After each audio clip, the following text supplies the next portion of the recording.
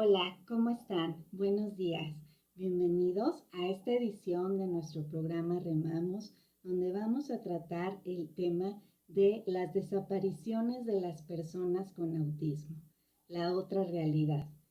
Este es un programa importante porque este tema se ha vuelto un recurrente en los últimos años en la sociedad, ver deambular personas y niños en la calle que creemos que están abandonados o extraviados o se encuentran bajo efecto de alguna droga o algún estupefaciente debido a cómo los vemos caminar de una manera oscilatoria y de una manera caminando de un lado hacia el otro, sobre todo atravesando calles, avenidas e incluso arriba de puentes.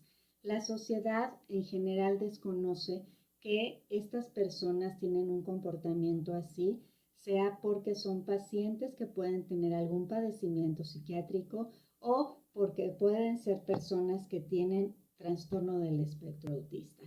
¿Qué pasa? Vamos a informarles hoy y les voy a platicar de qué es lo que motiva a una persona con autismo a salir de su casa o del lugar donde se encuentra seguro para de repente verse perdido en la vía pública y no saber cómo regresar, a lo que inmediatamente genera una alarma en su familia y no siempre es por un descuido familiar, puede ser y es derivado sobre todo de una crisis que esa persona tiene y que tal vez en ese momento preciso en que le ocurre la crisis no está alguien a su lado físicamente para poderlo detener e impedir que esta persona salga y pues tenga algún accidente o le ocurra algo. Entonces, bueno, yo les cuento que escapar de algún estímulo que desborde personalmente a este tipo de personas de una manera sensorial, como puede ser el ruido o puede ser el calor, el ir tras algo que los interese o tratar, por ejemplo, de alejarse de una situación que les provoque miedo o les provoque ansiedad, son algunos de los motivos que pueden originar que las personas con autismo se alejen de lugares seguros, deambulen y terminen perdiéndose en la vía pública. Uno de los primeros estudios que midió la magnitud de este problema fue en una revista estadounidense llamada Pediatrics en el año 2012. Ahí nos decía que casi la mitad de los 1.218 niños que tienen autismo analizados se habían alejado deambulando desde su casa, desde su escuela o desde otro lugar seguro donde se encontraban en ese momento con sus familiares, amistades o la compañía que estuvieran, por lo menos una vez en toda su vida después de los 4 años de edad. O sea que de los 0 a los 4. Claro, a los 0 es un bebé que no camina, pero hasta antes de los 4 años de edad. Después de que pasa esto, muchos de ellos permanecieron desaparecidos por un tiempo o que fue lo suficientemente largo como para causar preocupación en sus papás, en sus familiares y corrieron el riesgo de ahogarse o resultar lastimados en el tránsito. Ahí en esa revista hace una aseveración ahogarse porque en esa parte donde ocurrió y donde se hizo el estudio, que es en California, hay muchos lagos artificiales y hay muchas zonas que son pues tipo parques. Entonces había muchos incidentes con niños que terminaban ahogados. Bueno, según la American Academy of Pediatrics, o sea, la Academia Pediátrica Americana, el ahogamiento es la causa de muerte de casi 3 de cada 4 niños de autismo que deambulan solos en los Estados Unidos. En nuestro país es accidentes de tránsito. Según la última cifra, el último censo de INEGI, son los accidentes de tránsito y los atropellamientos los que derivan que una persona, o sobre todo un menor de edad que está deambulando en la calle con autismo, termine perdido. Fíjense, a pesar de la gravedad y de la peligrosidad de estas conductas, muchas familias nunca reciben ningún tipo de asesoramiento o de orientación. Es una situación que es muy latente en el autismo, con situaciones de peligro altas, sobre todo cuando se trata con personas o niños con autismo que tienen necesidades constantes de apoyo y de supervisión constante. Y obviamente tienen problemas muy severos en el área de la comunicación, por lo que generalmente sus familias optan por incrementar el aislamiento social, pues con el miedo y el temor a que se pierdan o a que convivan mucho, por ese miedo inicialmente a que no puedan convivir con personas y grupos de pares porque no pueden comunicarse, y mucho más pues a un extravío o a que sin supervisión, al no poder comunicarse, no puedan regresar a casa o no puedan comunicar sus necesidades. Entonces, bueno, de acuerdo con la Asociación Nacional para el Autismo, aquí en México, se considera que más de una tercera parte de los niños con autismo que deambulan por la calle o se escapan, no hablan y son incapaces y apenas capaces levemente algunos de comunicar su nombre, de decir dónde viven, cuál es el número telefónico, cuál es el nombre de sus padres. Es un problema que obviamente cada vez requiere mayor visibilidad social. ¿Por qué, amigos? ¿Por qué, mamás cuidadoras? Porque cuando una persona con autismo llega a extraviarse por sus limitaciones en la comunicación, no sabe decir sus datos personales y por lo tanto si alguien quiere auxiliarlo, no va a poder auxiliarlo o por lo menos no va a poder auxiliarlo en cuanto a regresar a casa, porque no va a saber a dónde llevarlo o a quién llamar. Entonces, también, obviamente, hay muchas conductas, como les mencionaba al principio, que son propias del autismo, como son los aleteos. ¿Qué es el aleteo? Para quienes nos escuchan y no identifican la palabra. En el aleteo hay obviamente movimientos constantes, seguidos, patrones que son recurrentes, pueden ser físicos como hacer esto, mover los brazos, puede ser mover la cabeza persistentemente de un lado a otro, de un lado a otro y de enfrente para atrás, pueden ser en movimientos circulares, moviéndose paulatinamente. También existen pues obviamente hacer ruidos así rumiativos como masticar muy fuerte, como hacer ruidos con la boca, como chascarrillos. Pueden ser actos que no tienen conciencia social. Por ejemplo, si un niño tiene mucha sed y está perdido en la calle y ve una tienda, puede intentar ingresar, o un adolescente, y tomar una botella de agua, obviamente sin la conciencia en ese momento de que tiene que pagarla. Uno, porque es un niño o un adolescente, y dos, por la crisis que está teniendo. Entonces, él va a buscar responder a su necesidad de tomar agua, simplemente. Y obviamente, ¿qué va a pasar? Que los lugares de la tienda, las autoridades, van a llamar a la policía y se va a generar, obviamente, un problema social porque va a incurrir en un delito. O puede tal vez ingresar a una casa buscando protección o buscando un lugar donde esconderse, y tal vez pues la llamen y lo acusen de que quiere robar o de invasión en propiedad privada. Entonces todos esos ya son problemas sociales que se están generando con la persona o el niño o el adolescente con autismo, el joven. Entonces, bueno, obviamente todo esto puede provocar que también las personas, en vez de intentar ayudarlo, tiendan a agredirlos o a alejarlos. ¿Por qué? Porque la sociedad desconoce que probablemente sea una persona con autismo y su primera reacción es esa, agredir, alejarlos o incluso llegar a lastimarlos. Entonces, ¿por qué? Porque lo primero que se nos viene a la mente como sociedad cuando llegamos a ver una persona en un estado mental que creemos que es derivado de una intoxicación o de una drogadicción o de un alcoholismo, es alejarlo. Y si en esas personas que tienen un problema de adicciones es inhumano hacerlo, también lo es en este caso porque pues desconoce la sociedad cuando ve a una persona que es una persona con autismo. Entonces, no nos damos cuenta como sociedad que es una condición de vida y que es un ser humano que en ese momento necesita ayuda y se encuentra en estado de indefensión. Entonces, bueno, para los padres de familia de niños con autismo, hablar de esta condición, mamás cuidadoras, no solo es centrarse en la detección oportuna o el diagnóstico temprano, sino también enfrentar esta realidad de qué hacer y cómo prevenir un extravío de sus hijos, que es algo que por muy excelente madre o padre de familia que sean, no van a poder evitarlo en algún momento y existe el riesgo, porque no se puede estar 24 al 1000% y en el menor descuido ellos pueden alejarse.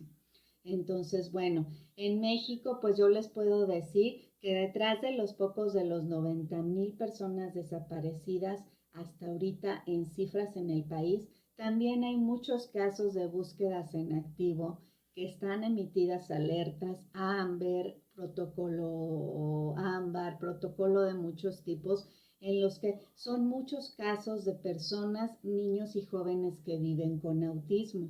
Y muchos de los que son padres y madres de familia pueden contar miles de veces o muchísimas veces la mayoría, alguna vez que sus hijos se hayan perdido, se hayan alejado, se hayan extraviado, quizá en un lugar, por ejemplo, un parque, donde están entre comillas un poco seguros, o quizá en un lugar abierto como ese, salirse a la calle, a la vía pública, sin total precaución y totalmente fuera de la vigilancia de sus papás. Entonces, bueno, esto, si se fijan, es un problema que también se cimbró mucho. Actualmente hay un caso en nuestro México de un chico llamado Bogar de Sonora, que ya tiene mucho desaparecido desde antes de finales del año pasado, 2021, y que es un adolescente que su madre pide desesperadamente regrese a casa. Se han emitido alertas, se ha puesto su foto en los medios, en las redes sociales, pero lamentablemente Bogar sigue sin aparecer. Y es un caso que ya se está volviendo emblemático para nuestro país, sobre todo para las comunidades de padres de autismo. Entonces, bueno, ante esta problemática, en el marco del Día Mundial de la Concientización sobre el Autismo, se va a presentar un audiovisual este año que va a pretender sensibilizar a la sociedad sobre las necesidades especiales de las personas con autismo desaparecidas y los riesgos que enfrentan estas personas. Sucede que en el autismo, como ya se los dije, no se ve a simple vista.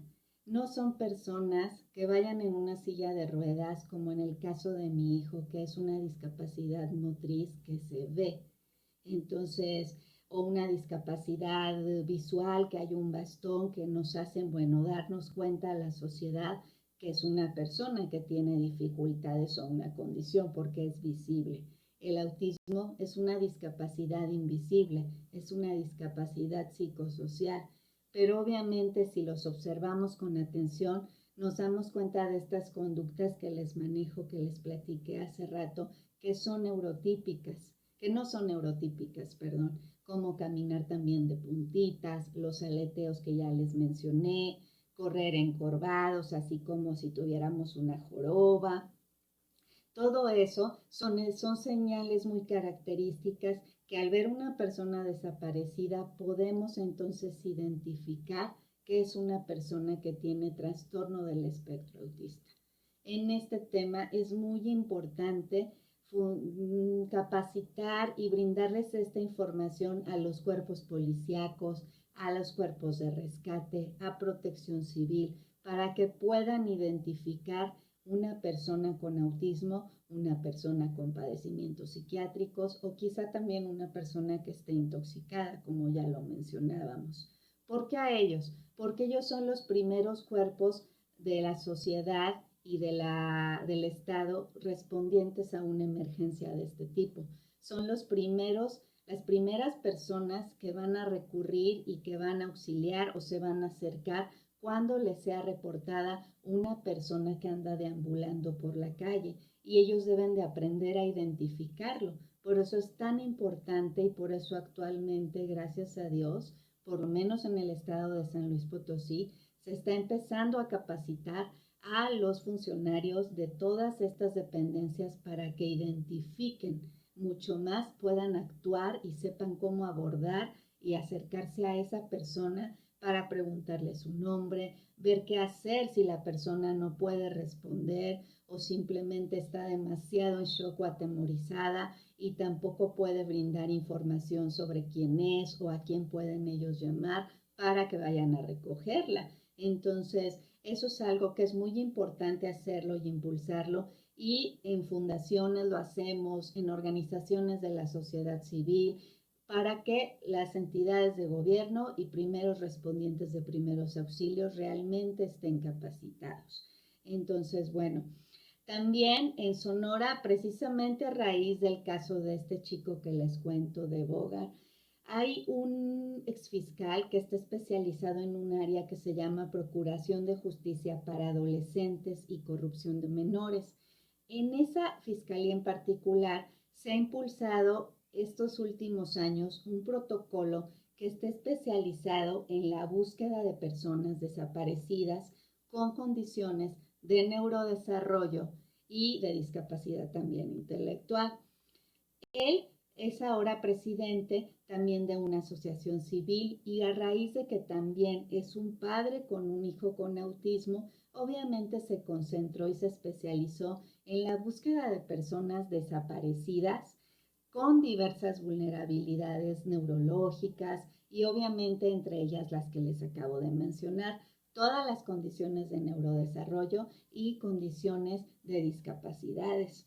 Obviamente, él planteó la necesidad de consolidar un banco de datos que contenga las huellas digitales y la información genética de todas las personas con autismo antes de que pasen estos eventos. ¿Para qué? Para que cuando pasen esto se pueda tener un protocolo más completo de localización y, por ejemplo, se pueda rápido, al encontrar una persona con autismo en la calle que se sospeche que tiene autismo porque todavía no es certero para ellos, autoridades, pues poder recurrir a estas huellas dactilares y a estas fichas de identificación para poder verificar que es una persona con un trastorno de neurodesarrollo, con una discapacidad psicosocial, como lo es el autismo.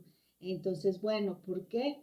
Porque hay situaciones muy delicadas dentro de la búsqueda de niños, niñas y adolescentes con alguna vulnerabilidad que están, fíjense muy bien, mamás, dentro de una etapa evolutiva constante y que pueden permanecer bajo el estatus de desaparecidos por muchísimos años, y obviamente se pueden encontrar en algún lugar, pero por su condición es todavía más difícil encontrarlos.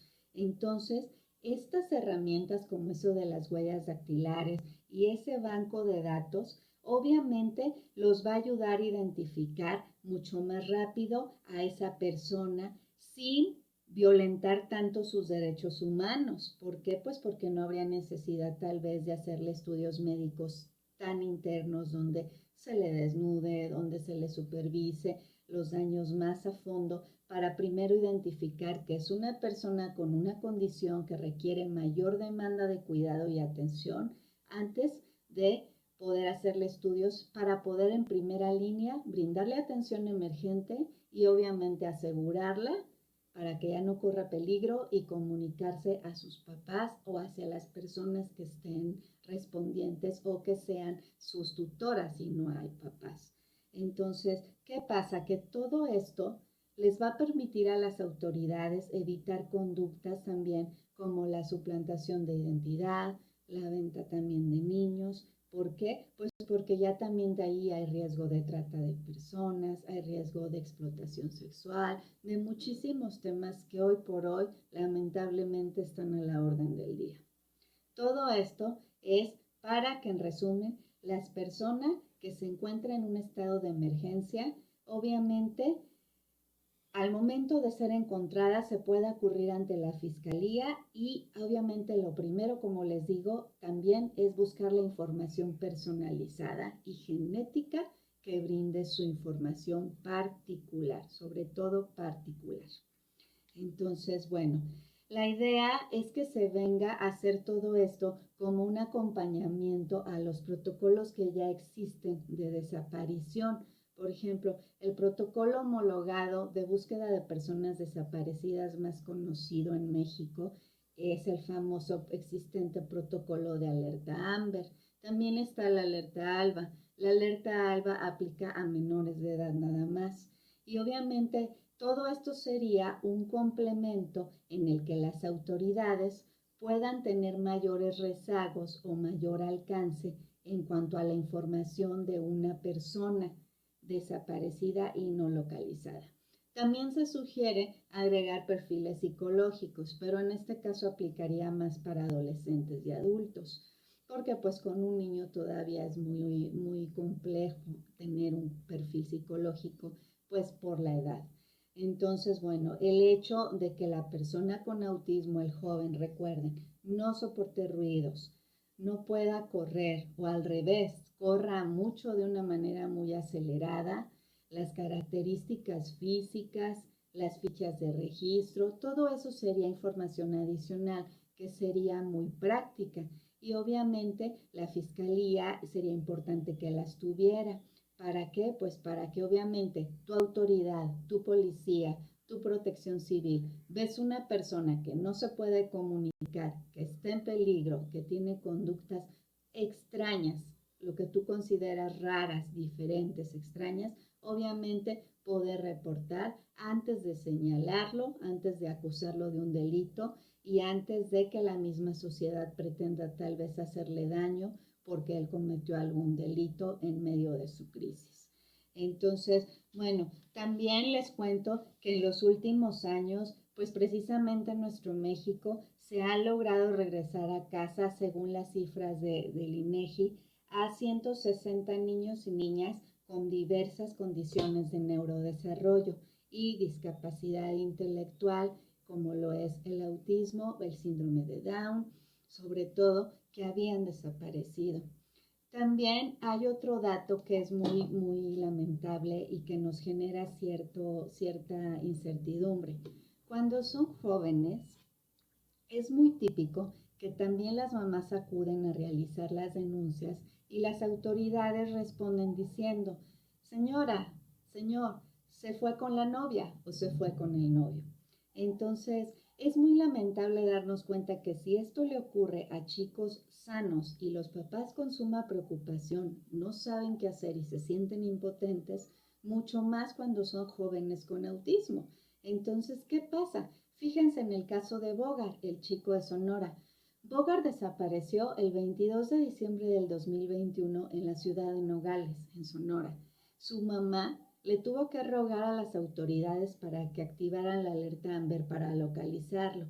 ¿Por qué? Porque como es un joven de 20 años, los policías empezaron a comentarle a la mamá al momento en que acudió que tal vez se había enamorado y se había ido con la novia o que se había ido con una mujer o que pues como era un joven que tenía la hormona alborotada, tal vez se había alejado. Entonces ella le comentaba a los oficiales que su hijo tenía autismo, que aunque sea un joven de 20 años, pues es como un niño en su conducta y que aunque se ve como una persona y un joven adulto, incluso él es alto, es fornido, tiene una estatura muy alta, obviamente los policías no entendieron, no conocen el autismo y empezaron a hacer ese tipo de conjeturas y de señalamiento, que eso también implica una revictimización tanto para él, para el joven con autismo, como para su madre que está haciendo la denuncia. ¿Qué pasa? Que empezaron a pasar los tiempos y hasta después de casi los 3 meses es cuando otra vez. Entonces, bueno, también hay muchos casos donde hay chicos que son un poco funcionales y pueden andar solos en la calle, pero en trayectos cortos, no en trayectos demasiado largos. Digamos que pueden memorizar caminos, como por ejemplo irse de la escuela a su casa y de regreso, o irse de su casa a casa de un familiar que está a lo mejor en la cuadra de atrás de su casa o en la esquina. Trayectos cortos, pero eso es muy diferente a que puedan desplazarse y andar solos en la ciudad o tener a lo mejor la logística de poderse mover al 100%, conocer rutas, tomar autobuses, subirse a un taxi, moverse al 100% solo. Entonces, bueno, el caso de Bogart es emblemático porque él a veces recorría caminos cortos, pero solamente cortos. Su mamá también comentó que él conocía la ciudad de Hermosillo, que conocía la ciudad, obviamente, Nogales, y que pues obviamente él tenía un poco de conocimiento de lugares, pero no lo suficiente para estar solo. Entonces, bueno, él no ha aparecido, no se sabe qué está pasando. Su mamá menciona en entrevistas que está muy preocupada porque pues también los climas han sido muy extremos y obviamente pues Bogart y todos los jóvenes en su situación tienen necesidades muy especiales, muy específicas. Entonces, pues es muy complicado y la incertidumbre crece también de pensar que estén pasando frío, calor, sed, hambre, todas las condiciones normales fisiológicas que a cualquier madre o padre de familia nos preocuparía demasiado. Entonces, bueno, también podemos decir que las personas con autismo, pues siempre se debe de pensar que deben de estar ligados su pensar en los cuidadores, en nosotras las mamás sobre todo, y en la calidad de vida que llevamos nosotras. ¿Qué pasa? Retomamos de nuevo el tema de que qué va a pasar el día que nosotras las cuidadoras fallezcamos. ¿Qué va a ser de nuestros niños, en este caso de nuestros niños con autismo y de nuestros jóvenes? Porque no siempre se va a contar con alguien que supla y esté capacitado para hacer las labores que hacemos nosotras las mamás cuidadoras. Por eso también es muy importante que se capacite cada vez más a la sociedad. Cuando un niño es chiquito y está en crisis, es más fácil contenerlo, abrazarlo, calmarlo. Pero cuando es un adulto o un joven que ya es grande de edad, es más difícil hacerlo porque físicamente y corporalmente es más difícil controlarlos. ¿Por qué? Por su complexión. Incluso la contención física para poder controlarlos cuando están enojados, en una crisis, agresivos, molestos, también es más difícil, obviamente, cuando es un joven, para una mamá cuidadora detenerlos, contenerlos, y es mucha la fuerza que ellos agarran cuando crecen. Entonces, igual que los niños con parálisis cerebral y con síndrome de Down, la contención física es cada vez más complicada, cansada y difícil para las mamás. En algunos casos llega un momento en que es imposible contenerlos físicamente, porque son mucho más pesados y fuertes que nosotras las mamás. Entonces, pues bueno, los riesgos ya se los comenté. Las personas que sufren de autismo tienen hasta el triple de riesgo que una población general de sufrir lesiones o accidentes que resulten mortales y terminen con su vida. El ahogamiento, como les comenté, con agua o asfixia es más recurrente en Estados Unidos. Por lo tanto, en México es más recurrente los accidentes de tránsito y los atropellamientos. Y bueno, ¿por qué es un desafío único este tema? ¿Por qué es la otra realidad del extravío, mamás? Porque encontrar a salvo a un menor con necesidades especiales que desapareció representa un reto difícil para las familias, mucho más para la policía y los equipos de búsqueda porque no conocen la discapacidad y no están capacitados para identificarla, mucho menos para poderla atender. Aunque los comportamientos difieren de niño en niño, de joven en joven, en general podemos sacar como conclusión que un joven o un niño extraviado con autismo podría, 1, deambular o fugarse, escaparse de un medio ambiente seguro, que puede ser su casa, su escuela, un lugar en la calle donde esté con su familia, amigos o acompañante. Es más fácil que ellos puedan eludir o que puedan ocultarse de los equipos de búsqueda porque a pesar de su desesperación o del momento de crisis, eso no ceda su inteligencia y las rutas que pudieran tomar obviamente también son muy perspicaces en su mayoría. Por otro lado, los comportamientos en general, ellos podrían exhibir menos temor, fíjense, e incurrir en un comportamiento de alto riesgo, como lo que les comentaba. Entrar a una tienda, tomar agua, entrar a un domicilio que no es de ellos o que no conocen buscando refugio, buscar lugares donde hay agua, como una fuente, calles muy transitadas, donde hay mucho tráfico vehicular, donde hay puentes, donde hay rampas, donde hay desbordamientos. Y obviamente es un desafío porque los niños y jóvenes con autismo que se extravían van a procurar espacios pequeños o muy estrechos, muchos en su mayoría, para esconderse. Por ejemplo, pueden refugiarse abajo de un puente, pueden meterse en una alcantarilla, pueden ir a buscar un boquete en alguna casa, en alguna construcción, y obviamente ahí mucho menos los van a encontrar tan fácil.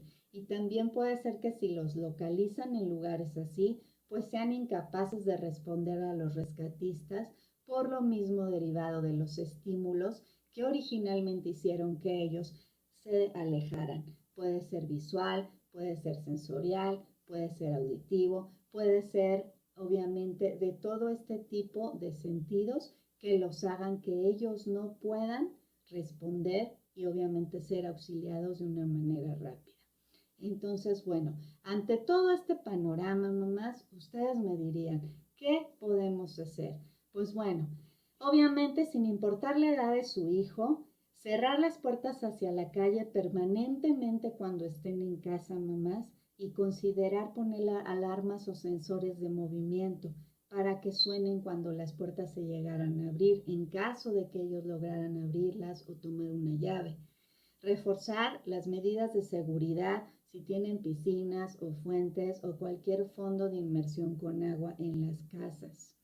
Instalar cercas de al menos 1.5 o 2 metros de altura. Obviamente, aún así, hay riesgo de que las brinquen. Obviamente, también se recomienda mucho llevarlos a clases de natación y de defensa personal, que ya sería un extra para ellos en caso de una situación de riesgo. También enseñarles estrategias en medida de lo posible, si es posible en algunos casos, para tranquilizarse cuando están estresados y responder no a personas extrañas que les sugieran algo, sobre todo personas que ellos puedan identificar que no son policías y que es una gente que tal vez no les dé confianza. También comunicarle al niño ¿a dónde van cuando salgan en familia? Ustedes comuníquenle a su hijo a dónde van, aunque sea chiquito y más si es adulto. Coméntenle en familia, ¿sabes qué, Paquito? Vamos a ir al parque, vamos a comer en el parque, después vamos a regresar a la casa, para que ellos sepan cuál es el plan y si llegara a perderse en el parque, él va a tener en su mente, porque recuerden, nuestros chicos con autismo son muy inteligentes, y ellos pudieran en algún momento recordar el itinerario de que quizá después del parque iban a regresar a su casa y él regresar o buscar la manera de llegar a casa. Entonces, bueno, también el uso de los audífonos, pues no tengo que decírselo, la mayoría de las mamás cuidadoras los conocen. El usar audífonos para que obviamente disminuyamos los estímulos auditivos. Y pues bueno, al final podemos decir que serían las consideraciones más importantes para nuestros chicos, para nuestros jóvenes con TEA, para evitar esas desapariciones. Este es un tema que debemos hablarlo, que debemos tratarlo y que debemos también como sociedad estar alertas. Si vemos a alguna persona, algún joven, algún niño, algún adulto que tiene estos comportamientos en la calle, no juzguemos, no lo alejemos, no lo agredamos. Pensemos que puede ser una persona en situación de adicción, claro que sí, pero también puede ser una persona con un padecimiento psiquiátrico o puede ser una persona con autismo y requiere en ese momento que se le salve y se le separe del riesgo de peligro y que se localice a sus tutores. Recuerden que nadie somos para juzgar una vida que desconocemos y mucho menos para poner en mayor riesgo a una persona que tiene una condición de discapacidad y de vulnerabilidad. Si tú eres padre de familia y te encuentras un día una persona así en la calle, con mayor razón te darás cuenta que pudiera ser en algún momento tu propio hijo o algún familiar tuyo el que estuviera en su situación. Entonces, bueno, con esto me despido. Les mando un gran abrazo, un corazón enorme y les recuerdo, sigamos remando en este mar de la discapacidad, sigamos apoyando a nuestras mamás cuidadoras y los invito a seguirme acompañando en estos posts informativos y en nuestro programa Remamos con nuestras mamás cuidadoras. Muchísimas gracias por su atención. Bendecido día. Bye.